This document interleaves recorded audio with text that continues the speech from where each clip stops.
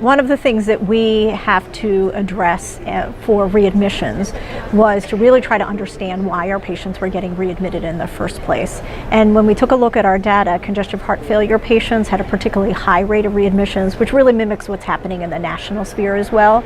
And as we delve deep into each of our patients for their readmissions, both by interviewing them as well as looking for the reason of readmission from a clinical review, what we were finding is that most patients were not being readmitted because of a clinical issue that didn't happen when they were first hospitalized.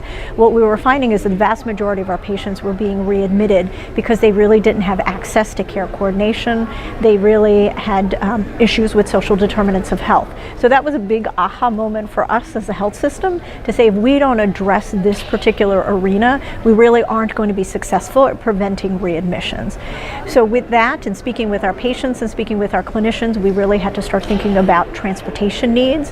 How are patients going to get the medications that they are prescribed? How are they going to get the kinds of foods that they need to help prevent them from coming back into the hospital?